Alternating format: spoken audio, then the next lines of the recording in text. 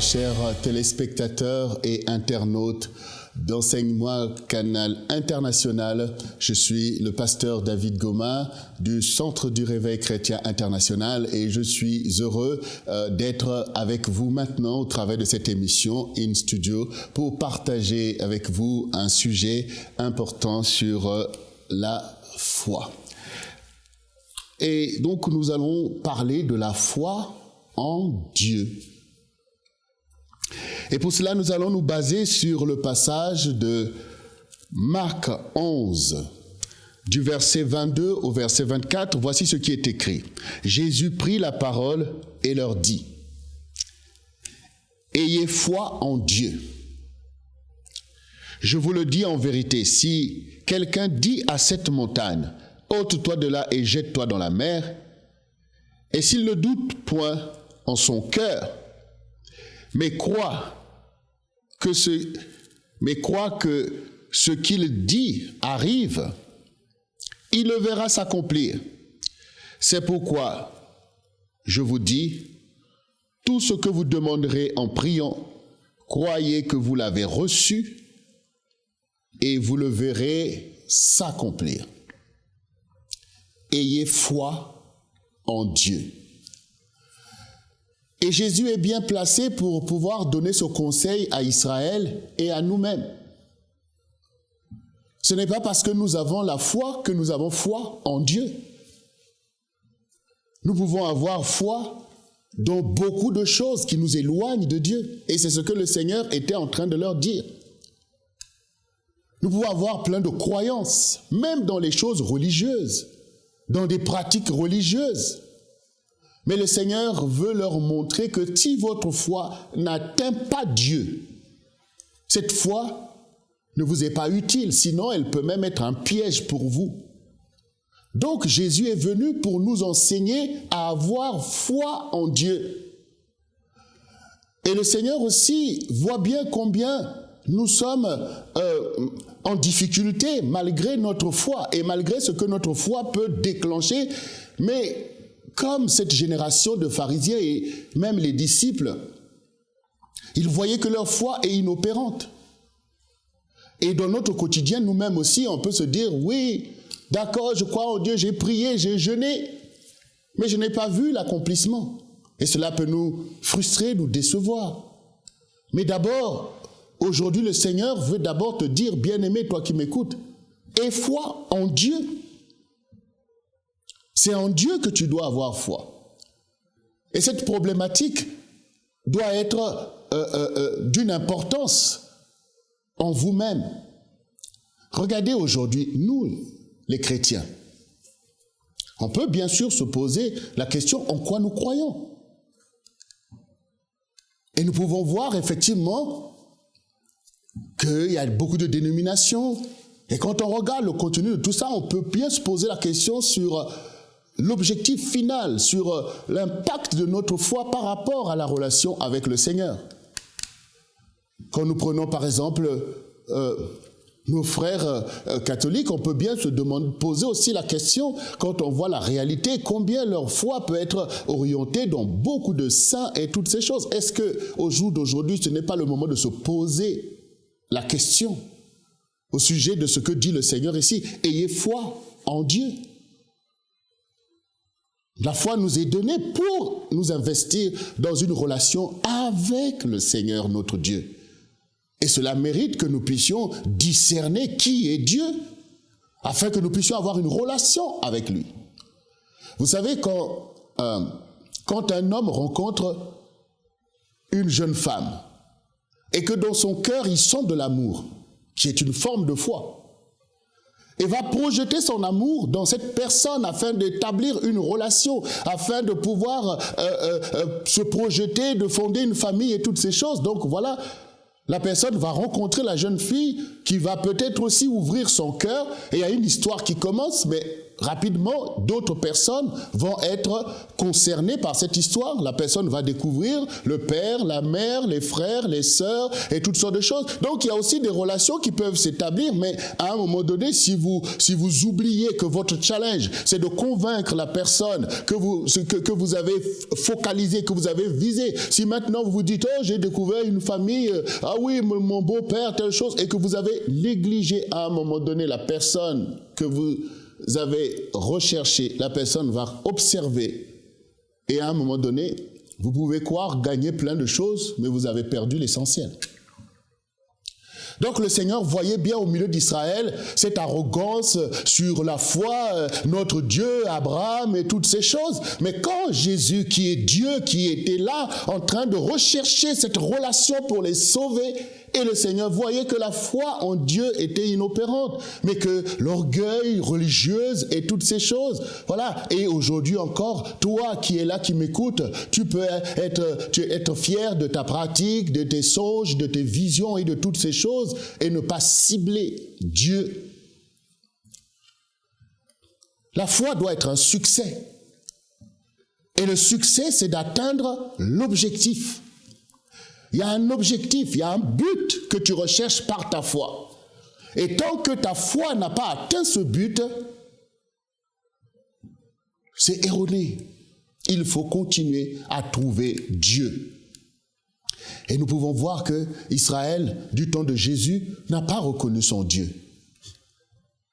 Et aujourd'hui aussi, le Seigneur te dit, aie foi en Dieu. Et le bénéfice de cette foi en Dieu, c'est que le Seigneur dit, si tu as cette foi en Dieu, alors tu diras à la montagne, déplace-toi et jette-toi dans la mer et cela se produira. Donc nous voyons que la foi est efficace lorsqu'elle est investie en Dieu, parce qu'à ce moment-là, la dimension miraculeuse de la foi opère par le fait que Dieu exploite cette foi pour agir sur la terre. Et ici, la montagne dont parle le Seigneur, c'est pas le relief. Dieu n'a pas de problème avec le relief, mais ce sont des montagnes de problèmes, de difficultés qui tentent à nous cerner, à nous bloquer, à nous empêcher d'atteindre les promesses de Dieu. Et devant ces réalités, devant ces difficultés, nous prions, mais les choses ont du mal à bouger. Alors, bien-aimé, d'abord, soucie-toi d'abord de la relation que crée ta foi avec l'au-delà. Sur qui repose cette foi? Vous savez, je suis touché quand nous voyons dans le livre de Matthieu 12, quand le Seigneur, parlant à cette génération, dit, mais Ninive s'est convertie par la prédication de Jonas. Et pourtant, il y a ici plus que Jonas. Que la reine du Midi est venue des extrémités de la terre pour écouter la sagesse de Salomon. Et pourtant, il y a ici plus que Salomon. Le Seigneur était désolé du fait qu'on ne discernait pas qui il était, qui ne croyait pas en lui malgré les miracles qu'il accomplissait. Alors il disait que cette génération sera jugée et condamnée par la génération de Ninive, par la reine du Midi, parce qu'ils ont cru en Jonas, parce qu'ils ont cru en Salomon. Et vous qui avez plus que Salomon, vous qui avez Dieu devant vous, vous n'avez pas cru en lui. Et je sais aussi que même nous-mêmes, en tant que chrétiens, connaître le vrai Dieu afin d'établir une relation avec lui est un challenge que vous ne devez pas négliger. Dans mon parcours, dans ma jeunesse, moi aussi je ne comprenais pas Dieu. Moi aussi je ne pouvais pas cerner Dieu. Déjà nous avons une première difficulté. Quand on nous parle de Dieu le Père, Dieu le Fils, Dieu le Saint-Esprit, il y a là une grande difficulté pour beaucoup de croyants, parce qu'on se dit, bon, avec lequel on va essayer d'avancer, est-ce que je prie le Père, est-ce que je prie le Fils, est-ce que, c'est le petit dernier, le Saint-Esprit et tout, cela pose déjà une difficulté, et je suis conscient aussi que les enseignements qui permettent aux chrétiens de cerner l'unicité et la véracité de Dieu, ces enseignements-là manquent aussi. Donc je vous encourage à méditer et à prier le Seigneur pour qu'il se révèle à vous. Parce que quand vous êtes dans ce genre de réalité, c'est que c'est difficile pour vous de pouvoir effectivement établir une relation forte avec le Seigneur. Nous voyons bien que l'apôtre demande au Seigneur, montre-nous le Père, et que le Seigneur lui dit, mais je suis au milieu de vous depuis longtemps et tu ne m'as pas connu. Donc on voit bien toutes ces réalités. Et aujourd'hui, ces choses sont là aussi dans votre vie. Vous avez besoin de croire en Dieu. Vous avez besoin de croire en Dieu. Comprenons qu'il n'y a pas trois dieux. Il n'y a pas trois dieux. Quand on dit Dieu le Père, ce n'est pas dans le sens où il y aurait trois personnes de Dieu. Parce que vous-même, vous êtes esprit, âme et corps. Vous êtes une seule personne. Vous n'êtes pas trois personnes. Parce que vous avez un esprit, une âme. Et encore, vous êtes en trois dimensions, mais vous êtes une personne. Donc, c'est une erreur que de dire qu'il y a trois personnes de Dieu. Parce que ce qui fait la personne, la personnalité, c'est ce qui fait l'individu. Donc, si on dit qu'il y a trois personnes de Dieu, on est déjà dans l'erreur. Et même devant les Juifs, c'est impossible même de vous comprendre. Voilà. Et donc, ils pensent qu'on croit en des idoles parce qu'on a plein de dieux. Alors que ce n'est pas ce que la Bible nous démontre. Le Seigneur lui-même le montre. Celui qui m'a vu a vu le Père. Nous voyons le même Dieu qui se manifeste à nous. Et il s'est d'abord manifesté aux patriarches comme le Père, le Créateur, le fondateur du monde. Il s'est révélé aux apôtres comme la parole qui s'est faite chair. Et il se révèle à l'Église comme l'Esprit qui nous conduit. C'est le même Dieu. Et vous devez déjà le comprendre. Quand vous priez Dieu, quand vous vous adressez au Seigneur, quand vous vous adressez à l'Esprit, vous vous adressez à un seul Dieu. Cela va vous aider. Parce que vous ne pouvez pas avoir une relation avec une personne que vous ne cernez pas, ou que vous redoutez, que vous trouvez peut-être trop mystique. Il est venu, il s'est incarné pour nous montrer qui il était. Et cela nous fait comprendre que nous sommes faits à son image. Que votre foi soit focalisée sur le Seigneur. Maintenant, quand on voit ceux qui peuvent croire, bon, tel saint, Marie, mère de Jésus, quand on fait ce choix d'aller maintenant s'appuyer sur ceci ou cela, donc Jésus n'est plus suffisant. Est-ce que on ne retrouve pas la même problématique que le Seigneur lui-même a dit à cette génération qu'il y a ici plus que Jonas, il y a ici plus que Salomon, mais on peut continuer, il y a plus que Marie, il y a plus que tel saint, il y a plus que tel saint, parce qu'on n'en finit pas. Et on voit cette déperdition de la foi des croyants, on voit bien cette inefficacité qui finit par créer un affaiblissement de l'impact de la foi des croyants. Et nous nous étonnons que l'Église est perdue, nous nous étonnons que les choses soient difficiles, nous nous étonnons que les chrétiens ne tiennent pas quand l'ennemi charge. Nous nous étonnons que les chrétiens soient affaiblis par rapport au challenge de leur quotidien, mais si leur foi est ainsi dispersée, anéantie, émiettée, qu'on ne discerne plus l'époux de l'Église, celui qui a donné sa vie, celui qui nous a aimés, celui qui est venu nous épouser, alors cela est problématique. Et toi qui m'écoutes, peu importe ta dénomination, cette histoire des dénominations, il y a eu un temps où ces choses étaient d'une grande importance pour la manifestation de la vérité. Mais quand même, en qui nous avons cru. Il est question d'épouser le Seigneur. Il est question d'être sauvé. Et donc, ce que je dis, tu peux le comprendre. Ta foi doit être investie directement en Dieu. Et maintenant, quand on parle de Dieu, de qui parle-t-on? Il faut savoir de qui nous parlons. Parce que tout le monde parle de Dieu. Les musulmans aussi parlent de Dieu.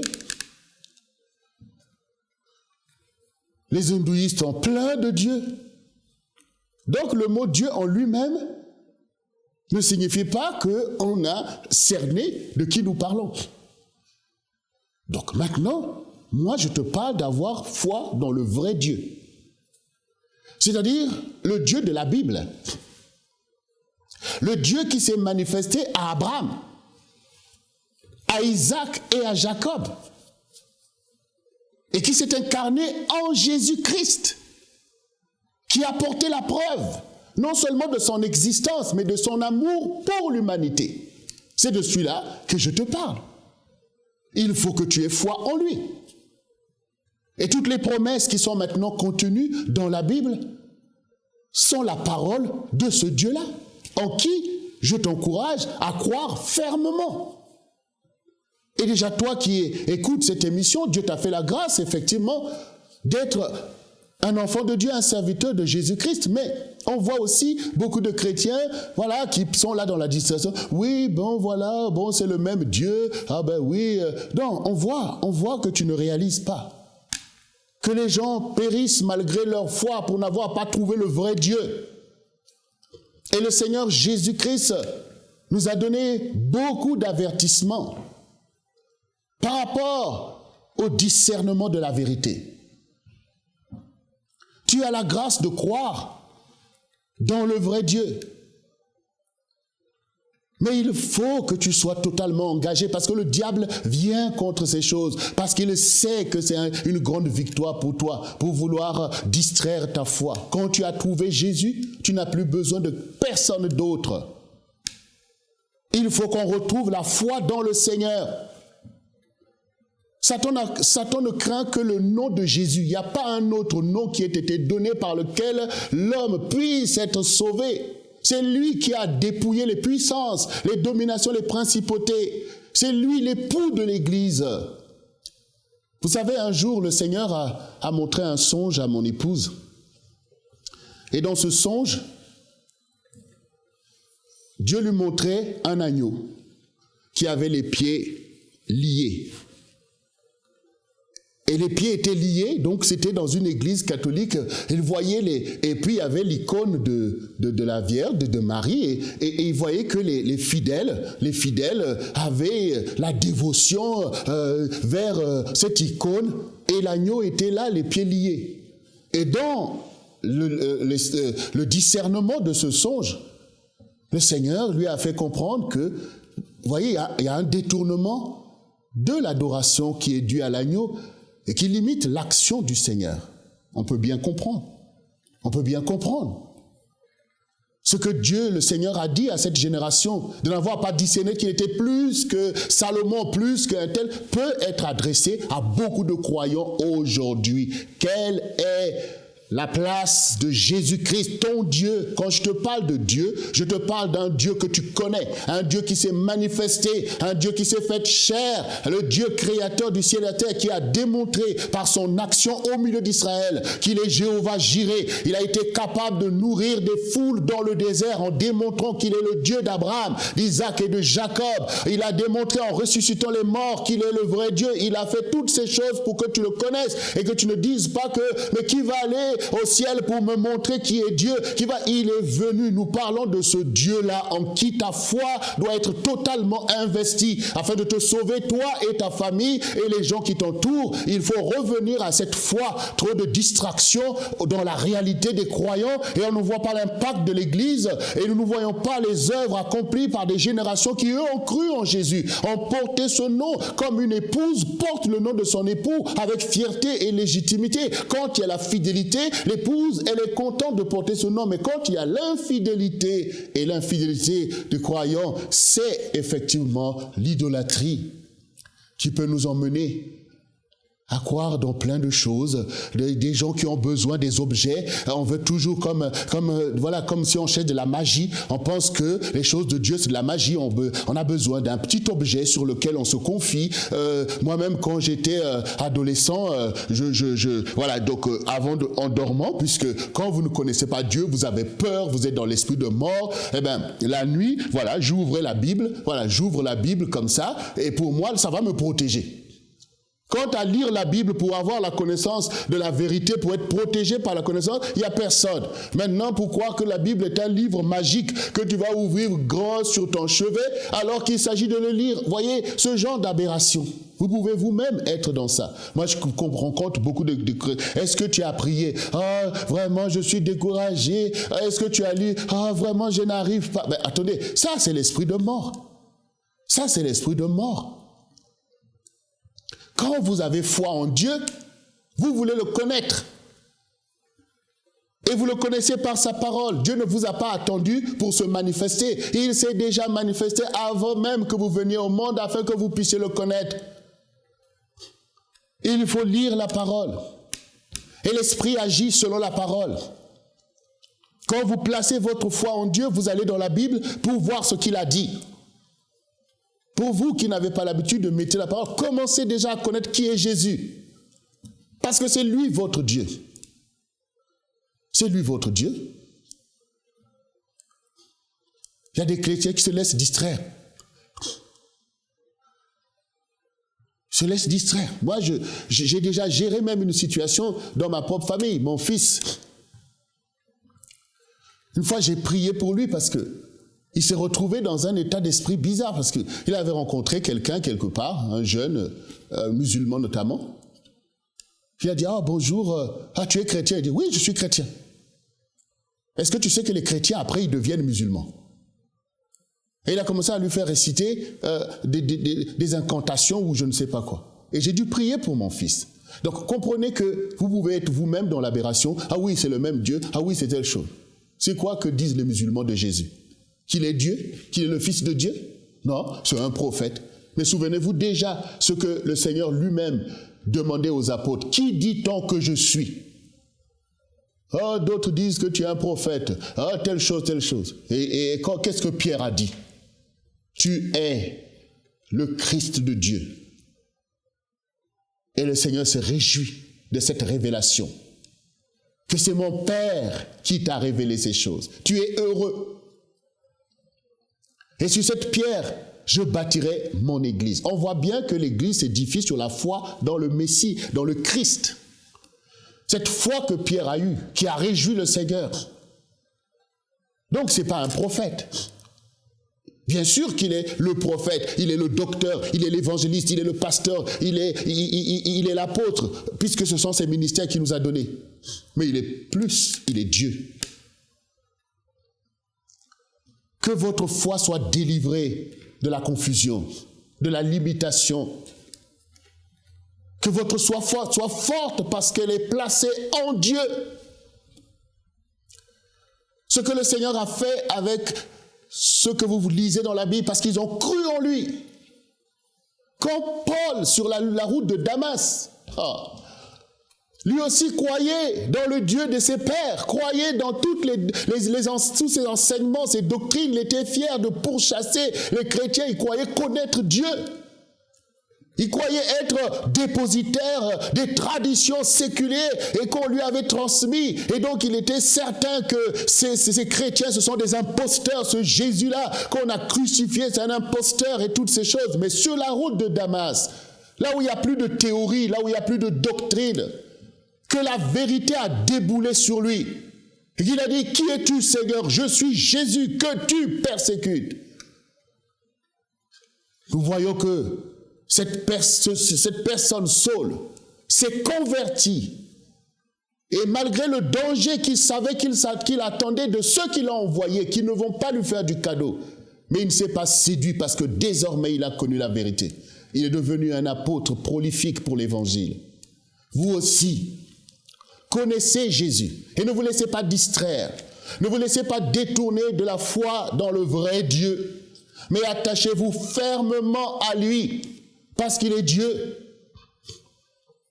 Il est venu pour aimer, pour manifester son amour et pour délivrer l'homme. Parce que les lois de Dieu sont immuables. Quand une âme a péché, elle est destinée à la mort. Sinon, il faut trouver une âme sainte, pure, qui donne sa vie pour sauver cette âme-là. Et c'est pour ça que le Seigneur est venu. Mais quand il est venu, il a donné sa vie, il est mort, mais il a été ressuscité, il est monté au ciel pour te montrer qu'il est Dieu. C'est une grâce que de connaître le Seigneur. Je sais de quoi je parle. Ma vie est un témoignage de ce que Dieu est capable de faire. Quand vous n'avez plus d'avenir, c'est là que le Seigneur commence. C'est là que vous cherchez le vrai Dieu. C'est là que vous ne voulez plus des traditions. Parce que tout ça, ça peut être des fardeaux inutiles. Ce qui importe, c'est la connaissance de la vérité. C'est la connaissance du Seigneur. Alors, priez, méditez et sachez qui est votre Dieu.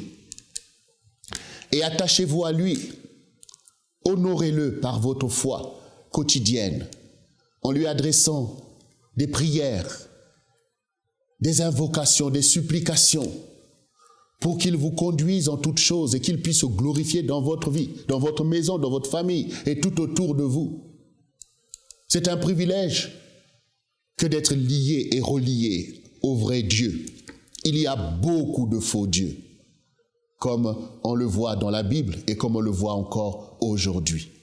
Et ceux qui ont le vrai Dieu ont néanmoins besoin d'enseignement pour mieux s'attacher à lui. Quand un homme rencontre une femme, ils ont néanmoins besoin de se connaître, d'avancer. Il y a besoin d'ajustements pour que leur relation devienne forte et devienne une alliance intangible. Oui, il faut connaître le Seigneur. Il faut avancer avec lui. Il faut s'écarter de l'idolâtrie. Israël a expérimenté toutes sortes d'idolâtries et pourtant ils connaissent Dieu depuis des millénaires. Regardez aujourd'hui, alors que nous qui étions hors de la cité, nous avons le Seigneur. Mais eux, ils sont encore en train d'attendre un hypothétique Messie. Ne vous dites pas que je suis croyant et que cela suffit à me sauver. Non, je suis croyant et je crois en Dieu. Je suis croyant et j'ai une relation avec Dieu. J'adore le vrai Dieu. Marchez dans l'assurance du salut. Car la parole est vraie. Quand vous agissez selon la parole et selon la vérité, vous n'êtes pas concerné par le jugement dernier. Parce que le jugement dernier, c'est pour les incrédules. C'est pour ceux qui n'ont pas cru au vrai Dieu pour s'humilier devant lui et le laisser conduire leur vie. Mais vous, au contraire, bien-aimés, marchez dans la vraie foi parce que vous avez le vrai Dieu, un Dieu qui vous aime et qui est assis sur le trône. Son nom, c'est Jésus-Christ, créateur du ciel et de la terre, sauveur de vos âmes et rédempteur de votre vie. Oui, croyez en lui et glorifiez-vous en lui. Et témoignez autour de vous afin que d'autres le connaissent aussi. Ne dites pas que, oh, ceux-là, ils ont leur Dieu. Non, ils n'ont pas Dieu. Mais ils ont besoin de connaître ton Dieu parce que ton Dieu est Dieu. Nous aussi, nos ancêtres croyaient en des dieux, en des esprits. Mais le Seigneur a dit à ses apôtres, allez et faites de toutes les nations des disciples. Oui. N'abandonnez pas les autres dans des fausses croyances. Mais vous-même manifestez tellement Dieu en vous pour que tous voient la lumière et se réjouissent de connaître enfin le vrai Dieu. Nous étions tous errants, chacun suivait sa propre route.